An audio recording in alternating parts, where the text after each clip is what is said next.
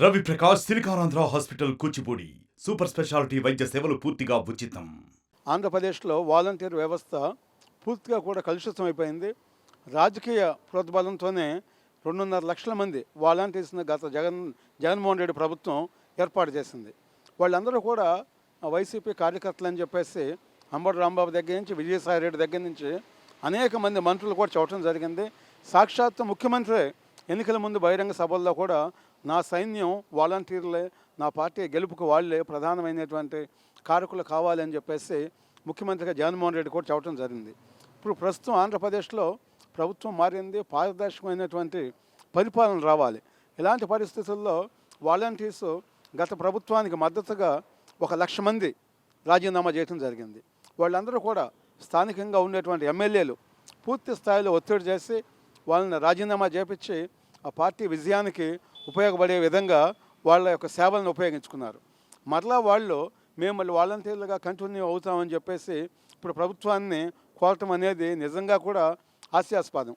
వెంటనే ఆంధ్రప్రదేశ్లో పారదర్శకమైన పరిపాలన రావాలంటే వాలంటీర్ వ్యవస్థను రద్దు చేయాలి. అంతా కూడా రిక్రూట్మెంట్ చేయాలంటే ఒక ఎగ్జామినేషన్స్ ద్వారా చేస్తేనే బెటర్గా ఉంటుంది.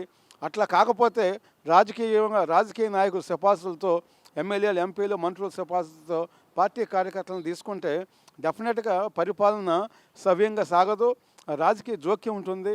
దానివల్ల పరిపాలన 100% పారదర్శకంగా ఉండకుండా పార్టీ పరమైనటువంటి కార్యకర్తలు ఉంటే డెఫినెట్గా పరిపాలనలో అవకతవకలు జరగటం, అవినీతికి ఆస్కారం ఉంటుంది. మా డిమాండ్ సౌత్ ఇండియా కాపు అసోసియేషన్, నేను జనరల్ సెక్రటరీగా వేల్పూర్ శ్రీనివాసరావు, మా డిమాండ్ అక్కడ ఉన్నటువంటి వాలంటీర్స్ వ్యవస్థను రద్దు చేసి ఒక మంచి వ్యవస్థను తీసుకొచ్చి ప్రజలకి అన్ని ఏదైతే ప్రజలకు దగ్గరకి చేరాల్సినటువంటి ఇటువంటి సంక్షేమ కార్యక్రమాలు అవన్నిటికి కూడా ఒక మంచి వ్యక్తులతో, అదేవిధంగా మనం సర్వీస్ కమిషన్ ద్వారా, ఆంధ్రప్రదేశ్ పబ్లిక్ సర్వీస్ కమిషన్ ద్వారా ఎగ్జామ్స్ని కండక్ట్ చేసి ఆ రకంగా తీసుకుంటే బెటర్గా ఉంటుంది. డెఫినెట్గా మనం పార్టీ పరంగా కాకుండా ప్రభుత్వం ఒక పారదర్శకంగా తీసుకున్నట్టు ఒక పేరు వస్తుంది. అప్పుడే మంచి పరిపాలన అవుతుందన్నమాట. మరిన్ని వీడియోస్ కోసం ఛానల్ ని సబ్స్క్రైబ్ చేయండి. లేటెస్ట్ అప్డేట్స్ కోసం వాట్సాప్ ఛానల్ ని ఫాలో చేయండి. అండ్ లింక్ డిస్క్రిప్షన్ లో ఉంది.